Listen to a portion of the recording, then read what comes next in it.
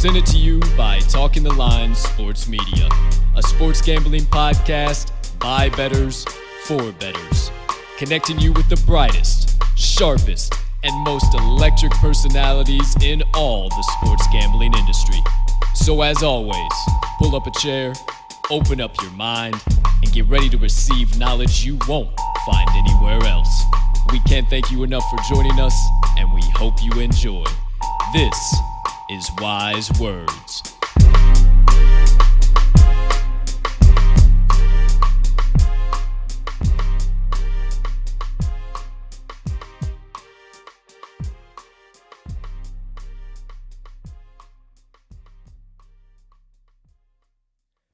Good morning, good afternoon, good evening, ladies and gentlemen, and beautiful gambling people joining us for Season 2, Episode number 3 of the Wise Words Podcast. I am your honored, humbled, hyped, and always handicapping host, Colton, Captain Colt, Sroka, and I can't thank you enough for choosing to stop by and get some of the best knowledge and insights on the market from some of the brightest, sharpest, and most electric names in all of the sports gaming industry.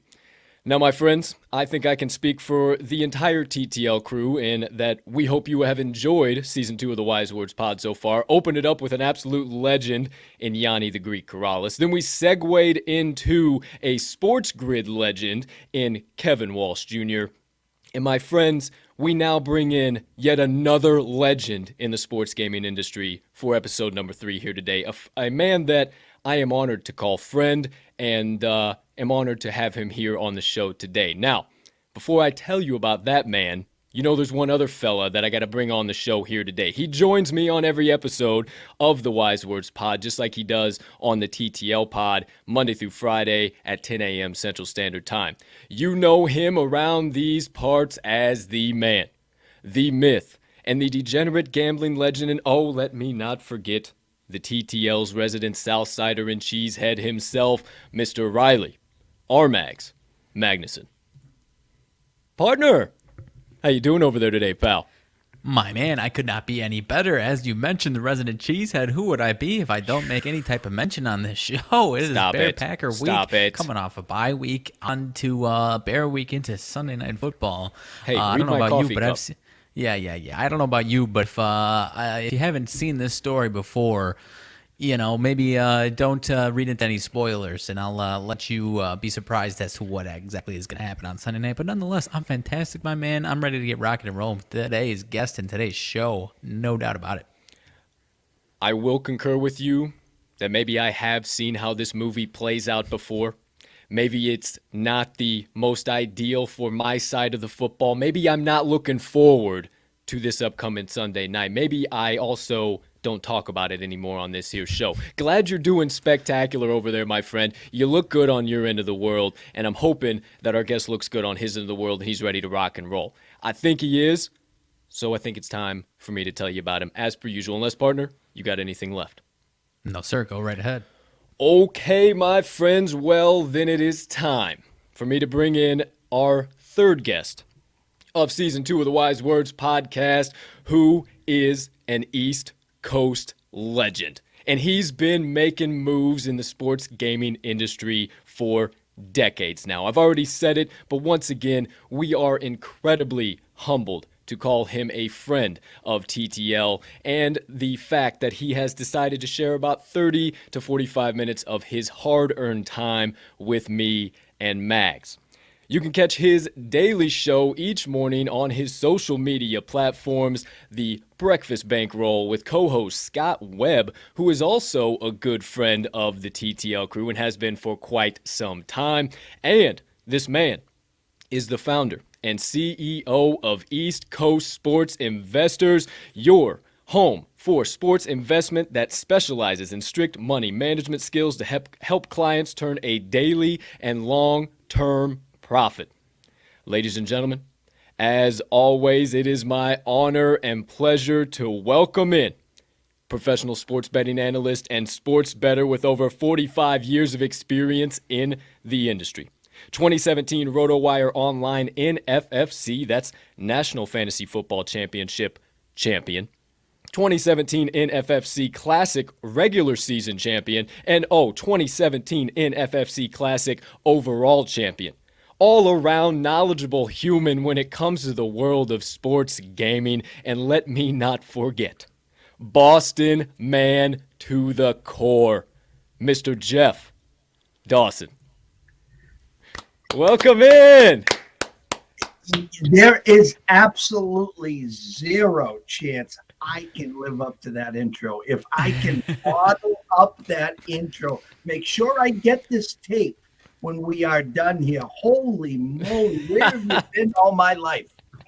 Hey, I tell you, Jeff, I've joked with our guests in the past. I said, look, I don't need to make content anymore. Hell, I don't even need to handicap anymore. I just need to go hang out with all the guys that have already made it, and I'll just do all of their intros, and we just call it residual. Everything will be good from here on out. Ding, ding, ding. I appreciate your kind words so much. Thank you for that, and thank you for gracing us with your presence here today. How you doing over there in the East Coast, my friend? Well, I guess most of the people in my neck of the woods are doing great. The Patriots are 9-4. They are the number one seed. They head into a bye with a week off, and they get ready to travel to Indianapolis, which won't be easy. And then they come back for a rematch with the Bills. But overall, it's buzzing here. It definitely is. I've seen this script a lot before where they start slow and then they just get on this run, and it doesn't matter who you put in front of them, whether, whatever. It doesn't matter. They just keep winning, and it's pretty impressive. Yeah, speaking of that script, I was talking with Riley today on our daily show, time of recording on Tuesday, and I said, man, it doesn't matter for Bill what they do in September, doesn't matter in October, and most of the time it doesn't even matter in November. What they start doing in December, January, and most important, February is what they really care about. And 7-0 straight up, ATS last 7 games. The Pats are rolling, my friend. Rolling. But I'm sure we'll have plenty more to talk about in the Pats. Maybe we'll even get to a little bit of a State of the Union from our kind guests there here today. But before we get all into that, let's get into the nitty gritty here, Jeff. Kick things off. First things first.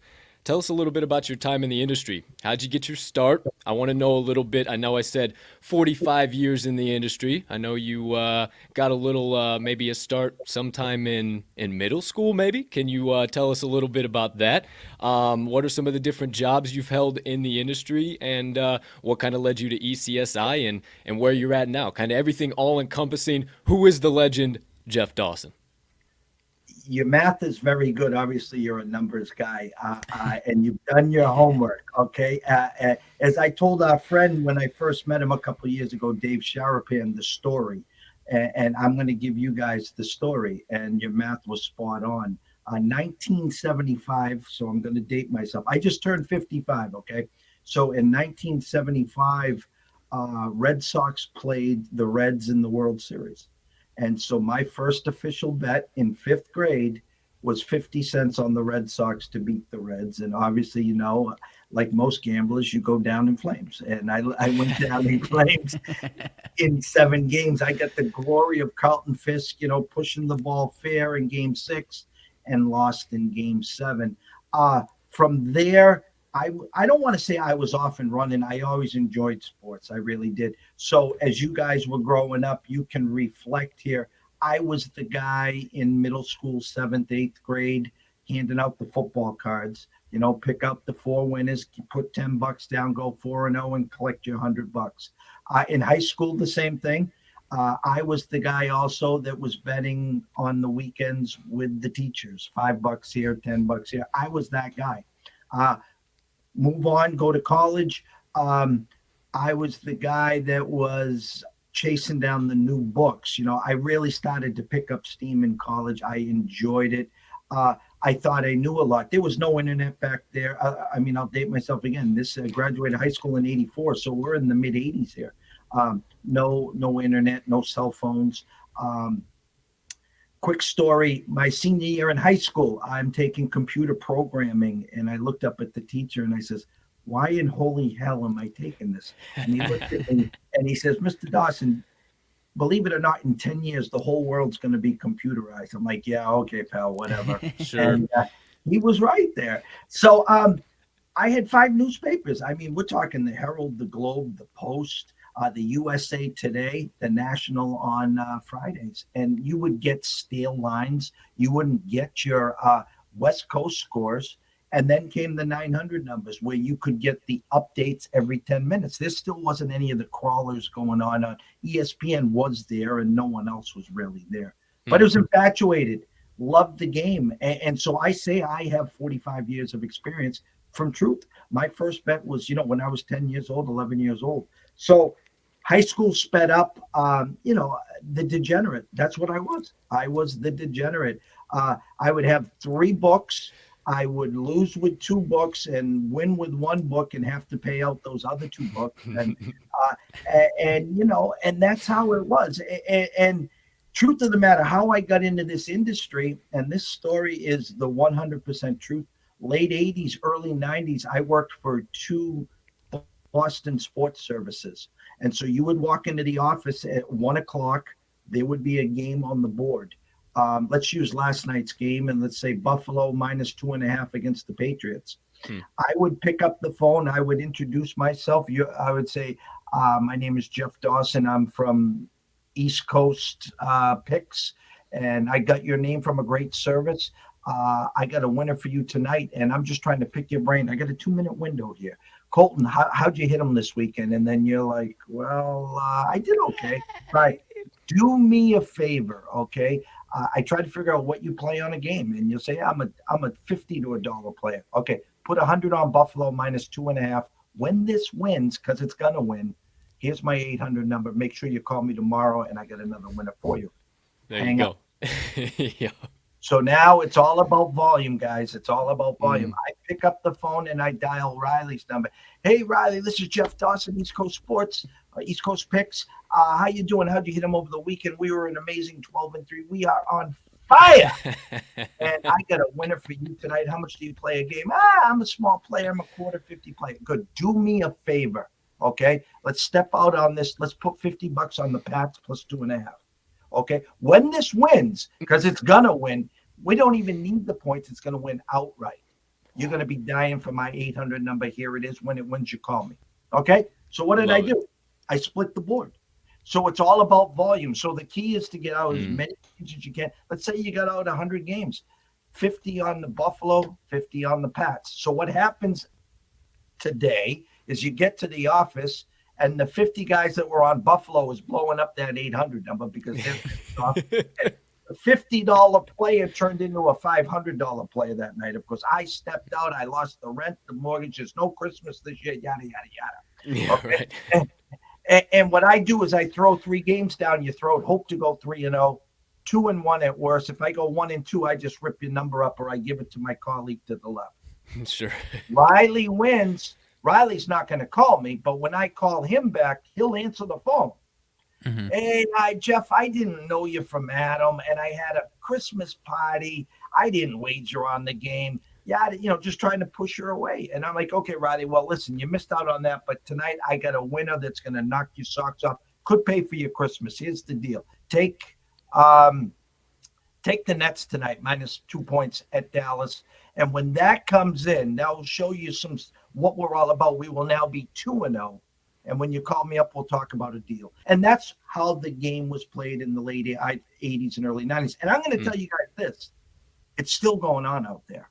And that's the travesty. That's the real travesty on some of these shysters out there. And at some point, we'll get into that. But that's how I got involved into the game. It was short-lived. It was 3 or 4 years. Had some great runs. There was a gentleman in Georgia that had a lumber yard that was betting 5 times a game. And I went 10-0 for him that week. He won 50 dimes. And it was 20%. That was the deal. So he sent 10 dimes back to us via Pony Express. And my cut on the 10 dimes was 20%. So the company took 8,000, and for all my hard work, I made 2 grand, which back then was a nice score. Yeah, sure, okay? sure. But As I got older, I needed to do this now on my own. I bought some lists. I tried to give out winners. And again, still no internet, no social media, no cell phones or nothing. It didn't last long. But what happened, guys, is I became infatuated with the numbers. How does Vegas come up with a total of 230 in a basketball game in the NBA? Okay. And after 48 minutes, the final score is 120 to 110. It just blew my mind. And I'm like, Mm. I just became infatuated and I wanted to learn how. And that's where I started my craft. In 2015, January 1st, I had already been on Twitter for a half dozen years following gambling Twitter. I'm like, these guys don't know as much as me. There is no way in the hell they're better than me. Sure. And I went live. I went live. I told the wife, I says, I'm taking the leap of faith and I am going to spew knowledge and I am not going to be a gambler. I'm going to be a sports investor. I'm going to be your sports broker. So I started January 1st, 2015. This January will be the start of our 7th year.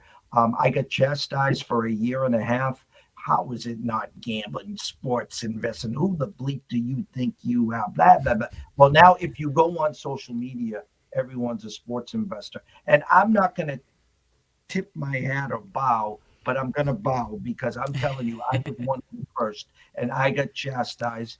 And it is what it is. And currently now we got just over 200 clients worldwide.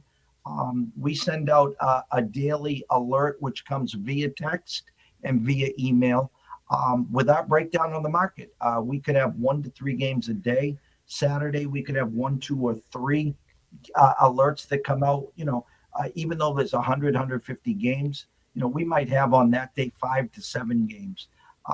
We don't win every day. We don't win every week. We don't win every month. But I can tell you this, in the 6 years, documented, I pay an accountant, we are hitting just over 56%. And so the name of the game is simple. 51.9%, you're breaking even. 52 to 54, you're considered sharp. Anything over 54%, you're considered making serious bank. But everyone's different. They don't just take my plays. They're action junkies. They want to have a little say in the matter. And lastly, what I'm most proud of is this: is if anyone here watching and listening is bored or never heard of us, take 2 seconds, go to Google search, type in sports investors, and you will see right here, we are the #1 ranked sports investors in the whole wide world. There you go. From the jump in the 5th grade, making a 50-cent bet with a classmate, to we are now the #1 on Google sports investor. I absolutely love it, Jeff. Much like you, my friend, I am a numbers guy. I know you got to call that out at the beginning there, but yeah, that's what made me fall into in love with sports betting as well. Why does Vegas set this number? How in the world did they know that this was going to end 2.5? How did they know that? And I just fell in love with it from there. So I can really resonate that. And I know Mags too. We love the number side of things. And hey, 56%, that ain't nothing to scoff at, my friend. Love to hear it. Love to hear it. So, I appreciate that answer. Everything all encompassing, Jeff Dawson and East Coast sports investors. Partner, if you could be so kind, let's keep it rolling. Most definitely, Jeff. I'm curious.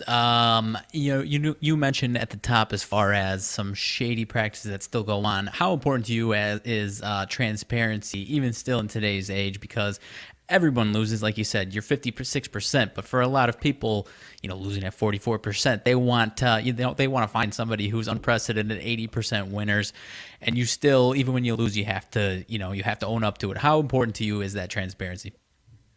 I start an open relationship with a potential client, and I start very simply saying, trust isn't free, it's earned, and it's also a two-way street. Okay, if you don't trust me, then how can I trust you? And to succeed in this business, it's a long-term business. Anyone can go on a heater. Listen, in 2017, we were #1 in the world. We went 30-2 between conference championship up until the Final Four in 2017. Okay, and there's guys that say they've had great runs. I've never had a run like that. I'll never have that again. But my point of this is, on social media, you can be whoever you want to be. You can be 7'2", 280, and meanwhile you're 5'2", and you weigh 95. You create that, and that's what happens on social media. Uh, People that shout out, "I want to see the tickets. Show me the tickets."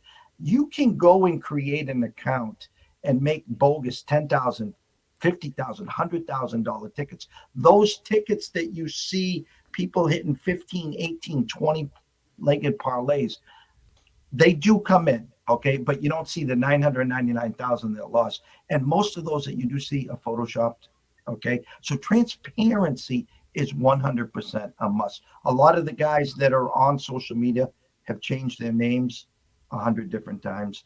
They've changed their face. You don't even see their face. Go to their website. They don't have a website, or they have a $99. When I started, I says, I got to separate myself. I went to web.com and I started for $119. So I would have a better landing page. And then I reached out to Tim Evans, who's from the Chicago area. He created a professional website, and it cost a lot of money, but I wanted to put what I am making and put it back into the business. So there are telltale signs there that you can really sniff out a scandicap or whatever you can have. If you don't have transparency, you have nothing. The guy that's got the duck boats and parades because they're on a 7-0 heater, and then they're not found on Wednesday, Thursday, and Friday, and then they miraculously pop up on Saturday with a card that's going to go 13-0. So you can sniff them out a mile away, and it's a must. It's a 100% must. Yeah, totally agree. Would you say that's, I mean, as far as, being the founder CEO of ECSI, would you say that's the reason why you have, you're not really concerned about any of these smaller pages like that kind of coming and eating into any of your clients? Or is it just, your success as handicappers that you would feel confident that you don't have to worry about those type of guys? I'd say a little of both, because what Yeah. what really happens in this business, it's a burn and turn business, because it's all about numbers, it's all about regression. Okay, so if someone on social media is touting the fact that they're 19-1 in their last 20, which they could be, I'm not saying they're not, and you want to jump on board with them now, well, you already missed it. You missed their run. Sure. Okay, so so to jump on board then is useless, and you're just a name and a number. So instead of Colton Soroka of Chicago, Illinois, correct? You're just Colton, and you're just Riley, 101 and 102 of the 504 or whatever the area code is. They don't want to get to know you. They could give a rat's ass about you guys. You already paid, so it doesn't matter to them. Sure. Okay, so for us, it's all about long term. That's what it's about. So I want to know about Colton. I want to know about Riley. I want to know, honestly, what got you here? What's your expectations? What are you looking for? And so we could build the trust together. We can build that bankroll. And I don't want to see you just for football season. I want to see you for March Madness. I want you aboard for the first pitch. I want you here for the Masters. I want you here for the Stanley Cup playoffs, the NBA playoffs. Hey, let's talk shop at the MLB All-Star break. And now let's start talking for the rest of 2021 into 2022. And that's what happens. And you get people here that are short-minded, that think you're a scratch ticket, that think this is a get-rich thing, and it's not. So there's a lot of people that don't last because they can't handle the ups and downs and the ups and downs. Hey, we were down 4.5 units going into Sunday. We rattled off 7.16, so we netted 2.5 units. We just turned the page, and the goal is every day's the same. It's one unit, one game at a time, and that's what it is. And so if you're in it for the long term, there is no one better than ourselves. If you're in this to get rich quick, if you're an action junkie that's in we go 3-0 and it's 5 o'clock on a Saturday and I haven't sent the second alert out. The newbies are like, hey guys, what's going on? What's next? You know how hard it is to make 3 units in one day? Well, my God, you got the 7 o'clock game, you got the 9:30 game. Don't forget the Pac-12 game. And oh, by the way, Hawaii's kicking off at 1 a.m. Yeah. I'm Love not it. that guy. Yeah. I love it. I love it. And partner transparency, man. I'm so glad that's where you took with your first question. And to kind of build off of what you were saying there, Jeff, and it really says with ECS, or it sounds like with ECSIs, you guys have really have that community, and that's what we've always tried to do with Talking the Line is not be those scam decappers. I love that you said that too. Actually have a face, have a name, have a voice. We try to be live on our Twitter, our social medias every single day. We try to make additional content. Somebody comments on us, let's comment right back. And we're always live. We have that transparency too. Always just, hey, here's what we did yesterday. Shit, I went 1-3, and sometimes, hey, it happens. I went down some units. Now we went 4-0. So I can everything you're saying, I can totally resonate with, and also those ups and downs. That's what really gets people to come in. They get on that 19-3 run. Oh, here we go, everybody, we're rocking, and then all of a sudden 0-15 because that system was maybe just going and finding Jeff Dawson's plays that he was putting out somewhere, and it really wasn't a system whatsoever. So we know exactly what you're talking about. In that 2017 run, there was a gentleman that signed up for the March Madness package that we were running, and he was from Australia, and he lost everything during the football season, and he caught the run at the right time, and I won him about $50,000. And he initially told me he was a $500 player. He went to 1,000, and as we were rolling, he put it up to 1,500 and 2,000 again. And I was the greatest thing since sliced bread. He wanted to send me and my family down to Australia for 2 weeks. Come live with us. Let me show you the beautiful Australia. It sounded great, don't get me wrong. But that never happened. But what ended up happening is we got into baseball. Now there's a big time change too in the Australia to where we are in the States. So now he's missing the winners and playing the losers. Now he's getting frustrated. So now I'm like, dude, you made your score. You just said you lost $1 bazillion and we just made you 50 dimes here. Okay, let's set 35 dimes aside. That's for your, he was a painter. That's for your business. That's for your family. If you want to piss away 5-10 dimes, go ahead. He wouldn't do it. He's playing soccer around the clock. He's playing this around the clock. And the sad part of the story is he peed it all away. And then come August, he's trying to send to me, my accountant, and some other people that I'm not who I say I am. You're losing. I want my money back. I'm like, what are you talking? So I got my accountant sending spreadsheet after spreadsheet. Dude, here's our plays. Here's what we did. Here's the numbers. He finally faded away. I felt bad for him, but this is what happens here. Absolutely. Transparency is so key. It really, really is. And that's what I respect from you too. Even though Jeff, like your main is the all of the sending out the alerts, and you can obviously go to eastcoastsportsinvestors.com and see all of that, but you still have that Twitter presence, that social media presence that's, hey, I'm a real human being, man. I do this, but I'm a real human being at the end of the day. So I really appreciate that from you. But keeping the proverbial Wise Words podcast train steaming on down the tracks. Second question for me, my friend. You mentioned something that we love to say here at TTL is we're good old fashioned degenerates. And when you're a degenerate, you know what that is. You know, there's nothing that'll stand in your way from making that next bet. Now, obviously, we make sure the lights are still on in the house, the clothes are still on the back, and everything. But we gotta have action. Now, I ask this question to every single one of our guests because there's just such a wide breadth, I guess, of just the different types of answers we get because of so many different processes there are out there. And Mag's shaking his head. He knows where I'm going. So, Jeff, let me ask you this. What is the number one piece of advice that you would give the brand new bettor who just downloaded XYZ Sportsbook or just walked into XYZ brick and mortar facility, whatever the case might be, and they're ready to hammer in a play but don't know really anything about anything at all? What would be your number one piece of advice for that person, but the Daily Degenerate can take note of and add to their process as well? I know it's a good one. I know it makes you think. I guess the money management is in my eyes the most important. In other words, if you're stepping to the window, everyone expects to win.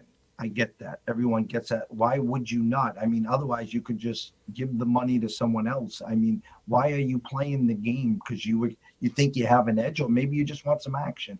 So I guess the what I would say is initially is don't expect to win. In other words, when you talk to someone that wants to get into these lanes, and we talk about, well, what's your bankroll? Well, here's a perfect example. What's your bankroll? My bankroll's $1,000. Well, if you looked them straight in the eye and says, okay, well, do you know what you should be playing per game? Yeah, I got $1,000 bankroll. I'm probably going to play to start, 50, $100. If I really like it, I'm going to play 150. I might step on the gas and put $200 on it because they're in their mind they have $1,000 bankroll. I mean, the real rule of thumb is 2 to 3%. So if someone has $1,000 in their pocket, or that's their bankroll, and I look you straight in the eye and I say, okay, you really should be betting about $25 a game. Well, that does nothing for me. Why do I want to bet $25 a game? That's my point, because you're not getting the adrenaline. You're not getting the fact that you're living off of every extra point, every pick six, every walk-off three, every missed free throw. And that's where they got you, the adrenaline. They're like, oh my God, I should have won. Or you get the walk-off three and I had it all the way. And then you're getting ready to run to the window. Why? Because there's another game coming on. And I love, it's a drug. I love that feeling, and I'm chasing that feeling. And so it's bankroll management. It's that 2 to 3%. Listen, we can build on that. If you had $1,000, let's start at $25 to $30 per game. Hey, we have a nice couple weeks. We can go to 30, 35, and 50 and build that bankroll. But I say this story very simply. You have $5,000 in your pocket. You walk down to the corner to E.F. Hutton and you want to invest $5,000 into put a portfolio together for the stock market. Okay. And Riley is your broker. And you ask Riley, hey, what do I do now? He says, well, very comfortably, just come back in 3 months. That's all. So Colton comes back to your office in 3 months and he looks you straight in the eye. He's like, yeah, how's my portfolio going? Well, we're down about 20%. Well, what's that mean? Well, your 5,000 now is only worth 4,000. Okay. That's okay, Riley. I trust you. Now what do I do? Well, you come back in 3 months and see me again. And that's my point. Okay. It's all about investing. It's all about trusting. You waited 3 months to come back to Riley. Your portfolio went from 5,000 to 4,000. Riley's not nervous. You're not nervous. You're trusting the process. Okay. In sports gambling, if you're a $100 player and you went 0-5, now you're down 550. If someone's deep pockets, they're saying, I can't lose 6, 7, 8, 9, and 10 in a row. They're going to take their dollar plays and they're going to move them up to $1.50 or even $2 because now they're chasing. And that's why I always say Sundays is quicksand Sunday. Okay. Those billion-dollar casinos and resorts are built on NFL Sundays. And it becomes a chase game. You got beat up all week. You got schnocked on Saturday. You step into the window on Sunday. You got 4 games on Sunday. You go 1-3. Now the menu shrinks. And at 4:00, you played the whole board. You go 1-3 there. Now it's Sunday night football. You got 2 games left. And generally what the public does is they bet the over and the favorite. They don't care at that point. They're schnocked. They have no money to pay the man. And they're hoping that the Lakers or the Clippers are playing at 10:00 so they can put a parlay together. Excellent. We've had a lot of guests in the past go on the track of money management, but never really liked that before. I really appreciate that. And I think that is one of the most quintessential parts, to get real smart there with a big word, of sports betting is really that money management. And I loved that you talked about having 2-3% of your bankroll. There's no reason if you have a $250 bankroll, at the end of the day, it doesn't matter. We're in this to make we're in this racket to make a little bit of money, but also entertainment and that adrenaline, that juice at the end of the day. So if you can get over the fact that, oh, I had this one by 100 miles. I should have put 500 on this game. Why didn't I do that? And just get okay with your one unit of maybe it is only 25. Maybe it is only 20. Maybe it is only 10 because that's only bankroll you got right now. But if you stay consistent, you get to that 56%, then we can start continuously raising them, continuously going too. So I love that. And one final thing before I kick it over to you, Mags, or go back to you as well. You said also don't expect to win. I always joke with Mags. We joke with guests in the past. When you make a bet, you might as well just consider that a lost bet. It's beautiful. It's awesome. It's wonderful. When that baby comes back to you, you get to run the ticket to the pay window. But at the end of the day, we got to pay a service fee to ride this ride. Nice little dime service fee to even have a little fun and partake in it. And then at the end of the day, who even knows if it's going to come back or not? It's a 50-50 shot at the end of the day. You can have your edge, but who knows? So what did you have in closing there? You said the key word, entertainment. So what ends up happening to 95% of the people is they come into these lanes, they want to try to make a second stream of income, they want to become professionals, they want to be like you guys. Okay, how do I do it? You try to explain to them, this is the process, this is how I did it. And my big story to everyone is I made all the mistakes. This is another reason why I created East Coast Sports Investors. I don't want anyone else to make the same mistakes. Let my mistakes that I've already paid for be a lesson. You don't have to go down those streets anymore. So what ends up happening is when people step into these lanes, the bottom line at the end of the week, not the day, the week is they can justify this as entertainment.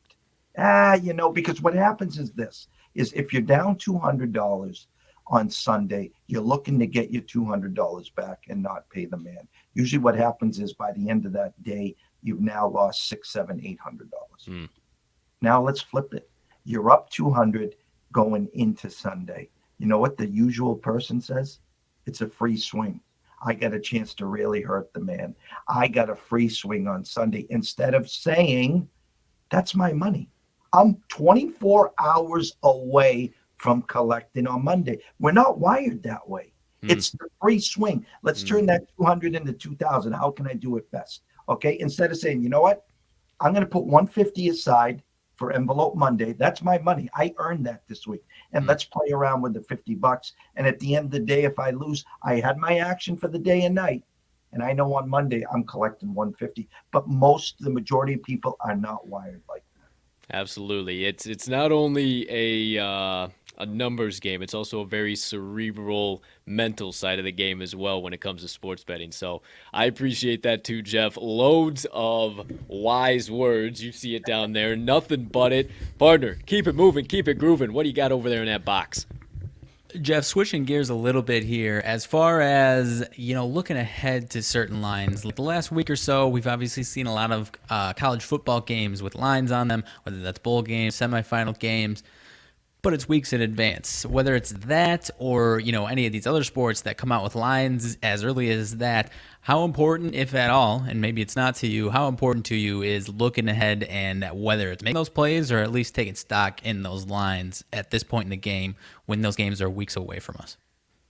Absolute great question, Riley, because we're good friends with the people at Circa. And I always talk to Dave about this is when we're getting ready for the Sunday NFL games, right around 2, 3 in the afternoon, Mr. Metcalf, Mr. Benson put out their Saturday college games for the week. And they get a head start on it. And what I like, they got their handful of sharps. They're allowed up to 2 dimes. So they're setting the market. So if Circa's off a tad here, maybe the first 4 or 5 guys come, they're all whacking this side. They know once they release that line to the public where the sharp side is. It's not always the right side, but you'll see on social media a lot of the so-called experts talking about CLV, talking about EV, because they got the number at 6. By the time it came public, we got it at 10. So now you have to decide, hey, I really love that side. Well, yeah, I loved it at 6. Do you really love it at 10? So futures. We talked at length at ECSI. I was in Vegas with Dave in August. Georgia plus 800. And before they even kicked that game off against Clemson, it went down to plus 600. And I asked Dave, I'm like, Dave, why did that happen? He goes, well, 2 things. He says, probably most likely that the people that are on Clemson for that game says, hey, I can take a bite at the apple with Georgia plus 800 and get a great odds and have a live future. And if they do beat Clemson, and I'm getting it 8-1 value that way. And it was, I think Clemson opened at 4.5 and might have closed at 3.5, and Georgia won the game. We know the history. Or it was given Clemson backers at that time a buyback spot as once. So what you said is so good. The look ahead lines are great. A lot of people don't have the deep pockets, especially let's say NBA futures, NCAA futures, NBA, whatever it is, home run derby, home run, to tie up your money for eight months, 6 months. If you got a local online account, let's just say with a 2-dime limit a week, and you want to put in $1,000 worth of futures, well, you better have a good guy that's in charge of yours to say, hey, I got $1,000 worth of futures here tied up. Can you get me back to my 2,000 that I can play for the week? But I think they're huge, especially what we do and how we read the market. It allows us to see, all right, here's what the opening line is, and it allows us to follow it the rest of the week or 2 weeks or even, a couple months. I was going back and forth with Jeff on the Alabama-Cincinnati guy line. He says, do you have a look-ahead line? I had it at 13.5. He opened it at 13. I had Georgia at 9.5. They opened it at 9. And most shops opened it at 7.5. And I tell you what, I love this Georgia team. I think it was the best thing that could have happened for them because Alabama was in a must. Georgia was already in, and I'm not saying they didn't want to knock Alabama out, but my point is there's no way in hell if they see each other in 6 weeks that Alabama's going to put up 30 or 40 points, number one. Number two, I'll just say it this way. Michigan's a great story. They've had a hell of a year, and I think they've been overlooked. The winner of the Georgia-Michigan game is your national champ. Really? Okay. Hey, all right. So do you think in that case then does Michigan have a shot in hell, or are we going to be singing the praises of the Dogs defense come a couple weeks from now? What's scary to me, I respect Circus so much. They put up the 9.5. Everyone else put up the 7.5. Right. What I would say very simply is this. Why not take a swing at the apple at the 8-1 on Michigan to win the national title? Okay. You got in-game against Georgia. You can still play the Georgia side if you wanted to at any point. You got Georgia right now at plus 140 as well to win the title. My point is I expect Georgia to win the game, but I don't think they're going to run and hide here. I respect Michigan that much. What they did to Ohio State 2 Saturdays ago, if that wasn't an eye-opener, and to come in against Iowa and not be flat. They weren't flat, and that was the perfect storm to be flat. And so I like Georgia to win it all. I do. But I can't disrespect anyone that wants to take a bite at the apple with the Wolverines plus 800. Most definitely. And Mags, before you have any closing thoughts, there's one thing you said in there. Shout out all of our guys at Circus Sports. Shout out Jeff. Shout out our guy, the Sportsbook Consigliere. Obviously, friend of the show, friend of TTL, friend of Jeff's down there. One of our best connections we have in the industry. We appreciate him so much. You mentioned a little something, all the guys want to talk about closing line value popped into my head instantaneously. So we always got to give a nice little CLV shout out trash can to the old sportsbook consigliere popped into my head. But yeah, I loved your answer, everything there. Max, did you have any closing thought for that one there? No, not really. I was really interested as far as because I agree with you. I guess the winner of that game should win the national championship, but I am full in agreement with you that I think it's going to be Georgia. And I said that the other day on the show. I don't, if anything, it's going to be a really, really good game if Georgia and Alabama see each other again. I didn't really understand a lot of the hate that was coming Georgia's way after that game. And obviously it didn't look great, but I think they'll bounce back for sure. And that's what killed me real bad. I don't like to spit venom, especially on Twitter or social media. I keep my timeline pretty clean, okay? But when I see people on big stages that are highly respected spewing out of the side of the neck, I knew that Georgia team was overrated. I told you guys all year that they were over. I'm like, guys, you're not looking at the whole picture here. You're Mm. really not.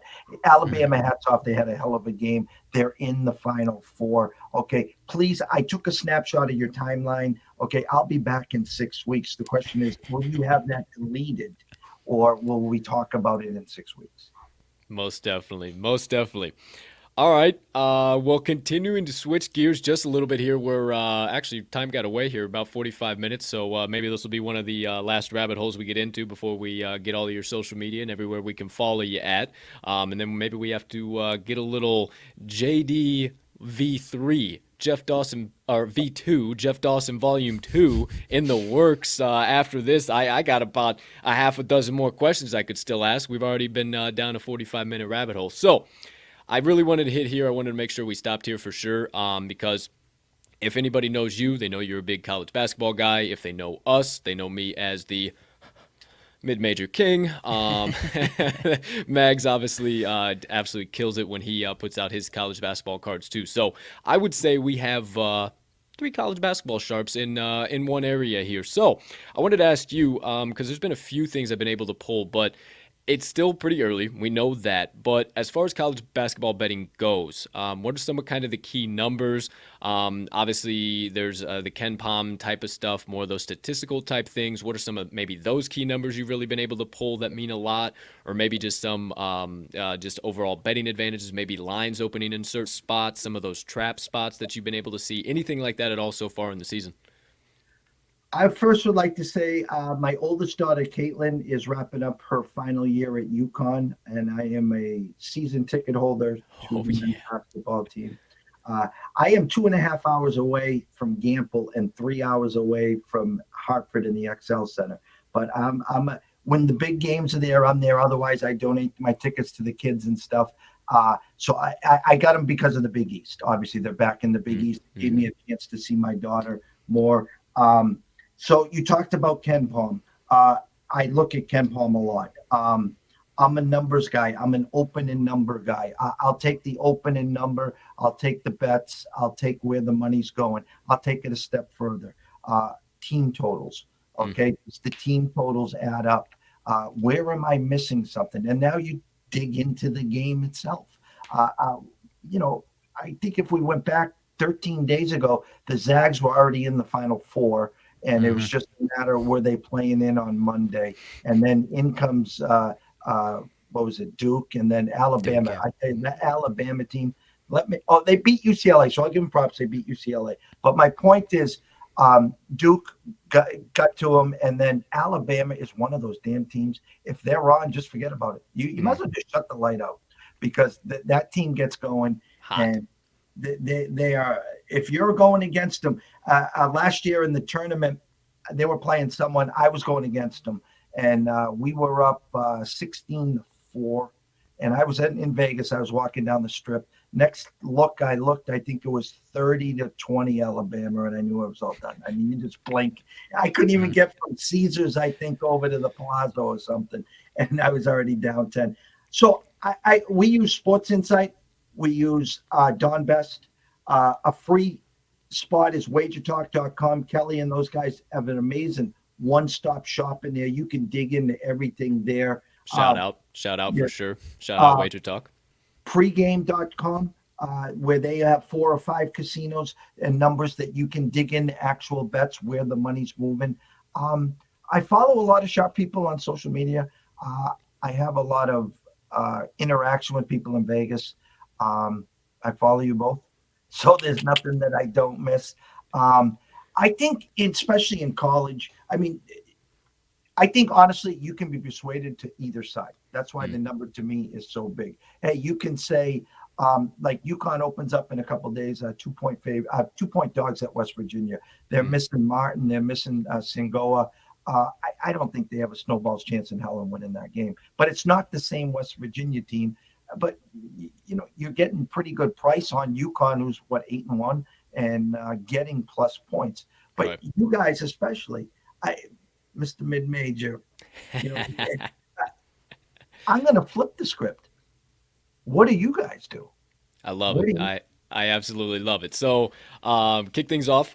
You talked about Ken Palm too. That's obviously huge. So, I I don't know why, but mid-major basketball just does it for me. Now, don't get me wrong. I love the Michigan, Indianas. I love the Villanovas and the UConns. I love it. I love the big ball too. But there is something about a Quinnipiac and Fairfield game that just gets me going, Jeff. It gets me going.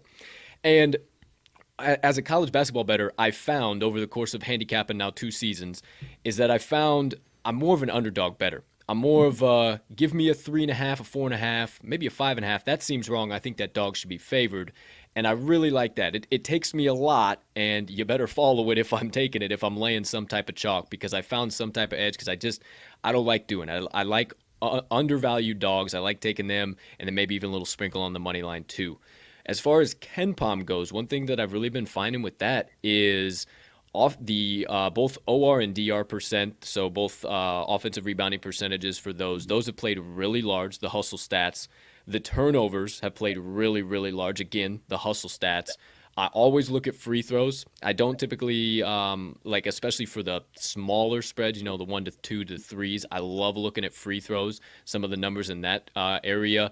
And then outside of that, I also big shout out to OddsShark too. OddsShark does they do their free computer picks, and not 100% of the time, maybe even not 80% of the time, they're pretty doggone spot on. I don't want to say that's where I start my handicapping, but I definitely open that bad boy up and okay, I like Fairfield plus 1.5. Oh shit, they're projected to beat them by 20. Okay, I got to look into this just a little bit more. So that's one thing I've really been able to find, or a couple things rather. Max, how about you, my man? I'm excited to hear this too. The deep dark secrets of Mr. Magnuson's handicapping. Let's go. No, I mean a lot of what Colton just said as well. But the only thing I would add, and I think Colton would agree, and we've had a lot of people on the show mention this, is especially with college sports, is limit your field of who you kind of watch and understand, because Colton dives a lot deeper than I do in mid-major, but I still have a couple mid-major conferences that I keep close tabs on and I feel strongly about. And then I'm also the big conference bettor as far as college basketball. But again, I kind of limit myself. I'm a huge Big Ten guy, football and basketball. But as far as football and basketball in the Pac-12, I'll sprinkle in some bets here and there, but I just don't watch and I don't dive into them as much, because obviously there's only so much that you can stay on top of. And I kind of stick to the ACC, Big 10, Big 12, and then a handful of these mid-major conferences. So honestly, a lot of what Colton just said, as well as the only site you didn't mention, partner, is Team Rankings. Which KenPom, if you have the KenPom subscription, they have a lot of what that offers as well. But I really like that one as well. But I would say the biggest thing is just not trying to find value out of all 358 college basketball teams. It's maybe cut it down to 100 or so, Are you? Listen. The eye test. I know it's early and stuff, but Purdue is absolutely rock solid shit. Wagon. And the demise of Michigan and Illinois early. Any reason why? So Illinois is kind of bouncing back a little bit. They actually just had a huge win Monday night against Iowa on the road. As far as early on, they were missing Kofi Coburn for the first 3 games, and now he's back, and he's looking like potential player of the year candidate. I think they're going to get back. I mean, we're Illinois fans, so we're a little biased as far as they go. So I think they're going to start bouncing back and looking really solid, because I like Iowa too. But as far as Michigan, I actually, time of recording, we'll see as far as when this comes out if I'm right. I bet against them tonight against Nebraska on the spread. They just seem a little inconsistent. Again, that's another team you mentioned. When they're on, it's and maybe not as consistent as the team you mentioned as far as Alabama, but when they're on, I kind of see it as the same way. And then, they've had those games where they're totally off, and they can't score 55, let alone 70 to win a game. So I'm still trying to figure them out. We'll see if I sound smart tomorrow when this comes out or not. Most Dev. One thing too, partner, in closing that you said, I think maybe that's why we're such a good tandem in giving out our college basketball picks, is that you cover all those bigger ones and kind of stay out of the mid-major, and I honestly stay out of the bigger ones at the end of the day. I mean, my college basketball card today was, I think the biggest conference I might have had was the SWAC, and that's as big as I got today. and you're both sticking in the MSG. You're playing at MSG tonight, so. Yeah. I mean, it's definitely good. So I appreciate you giving us the floor, giving a little bit of insight, and also the Mr. Jeff running the show for us. How about that? And also another key stat popped into my head: effective field goal percent on KenPom. That's also really important. offense and defensively, I really, really like looking into effective field goal percent because you can have a terrible adjusted efficiency margin on both sides of the ball, and then you see in the top 50 in effective field goal percent on offense and defense, and it says, okay, maybe we're due for a little positive regression here, or something's coming. What does this number mean? So, hey, there you go. You just got all types of stats, left, right, and center. Jeff, anything in closing on college basketball? Anything else popped into your head there? You guys made some great points, and the same with the Ken Palm. Ken Palm's always a blessing for us as well. But I think you really hit you two as a team. It's a great duo because of the fact that we try to stay away from the big games because those are usually when the numbers are their sharpest. So you try to find the cracks and stuff. And I'm on a show in LA on Mondays and Fridays, and we're always talking about the Friday night, the Manhattans versus the Siennas and the Oh yeah. Oh, speak my language, Jeff. Speak my language, Jeff. Let's go. and those are the honey holes, because no one talks about them and no one even looks at them. And so it's interesting. And the other thing that it's real hard is staying away or separating the public trendy dog. Okay. Because when it's a dog and everyone likes him, oh my God, I'm getting 4 points with these guys and I can get them plus 135 on the money night. You talk about sprinkling a little. And when you start to hear everyone's on them, I'll just throw this out tonight. And because I try to stay away from the big games. Okay. But tonight, Tennessee against Texas Tech. Okay. The line opened at 2.5. The real number was 4. It's at 4. It's going to 4.5. Everyone on social media talking about Texas Tech. Everyone's talking about them, not just to win, not plus the 4.5 on the money line. Okay. I just beware there. That's all. When you start to hear that, it's like, hey, grab your popcorn, grab an extra beer, and then enjoy it, I love it. It would just so happen that early this morning, before it turned into a big, wet, stinky, nasty, disgusting public dog, Jeff, I did give out Texas Tech as a best bet. Now it's turning into just the social media plays galore. I've been seeing that and was hoping I could avoid that being out in the world. But thanks a lot. Appreciate it. Hopefully their first overall ranking in rebounds can get something done for me. Hopefully they clean the glass up tonight. We have fingers crossed. I'm a little bit worried now coming from your side of the screen. I cannot lie, but I digress. All right. Holy cow. 56 minutes with the legendary Jeff Dawson of East Coast Sports Investors.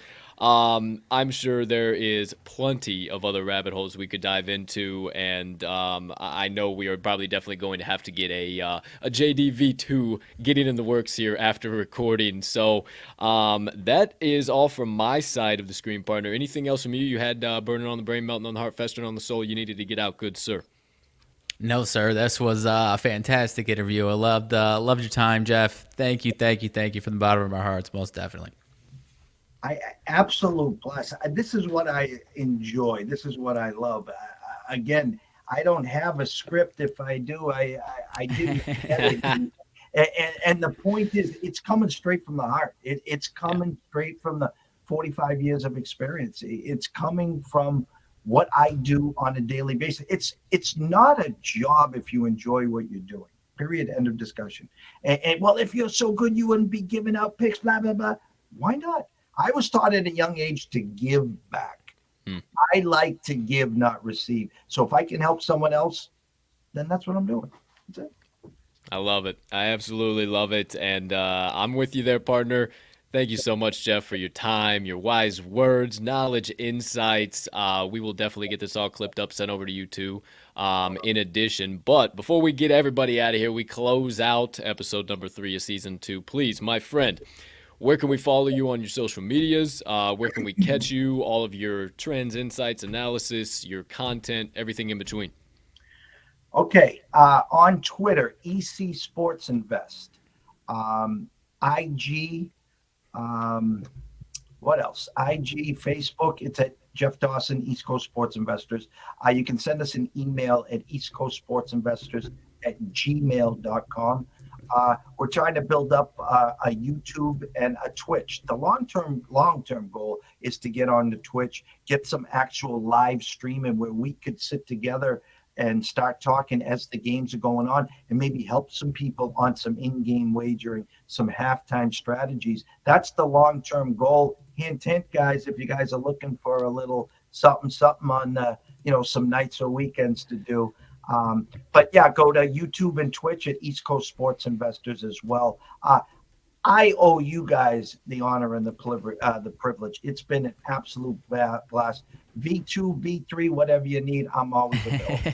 Sign him up. Sign him up. He's here. Let's go. We are in. Thank you, thank you, thank you. Honestly, from the bottom of our hearts, I know it means a lot to us as creators to grow the community, not only the sports gambling community, but the sports gaming, the media behind it, what we do, the work we put in, and you said raised to give back, and that's what we do ultimately with Wise Words. We don't do this to try and bring a name. Obviously, it is kind of helping. We are getting a little bit bigger as we start to talk a few people, but we do this because we respect the hell out of you guys and guys like you, Jeff, and what you've done in the industry and cutting your teeth for decades before we even were a twinkle in our daddy's eye or even a thought in this industry whatsoever. So that's why we do it. We want to generate the community. We want to show everybody the guys that we have ultimate respect for and why we do. So thank you once again so much. We appreciate the hell out of you from the bottom of our hearts, my friend. Outside of that, partner, one final ask before we get on out of here. Anything say you from your side of the box? No, sir. I am ready to get this thing wrapped up. All right. Well, you know us mainly on Twitter. If you follow us on Twitter, you see it down there in the ticker now at EC Sports Invest. You can follow the legendary Jeff Dawson, our third guest of Season 2 of the Wise Words Pod. As always, to all of you that decided to stop by on this gorgeous Wednesday, December 8th, 2021. We can't thank you enough for choosing to stop by, get some of the best insights, knowledge, analysis, everything in between on the market from some of the brightest, sharpest, and most electric names in the industry. We hope you have a spectacular rest of your Wednesday, unless you have any other plans. And hey, partner, as always, let's cash some tickets.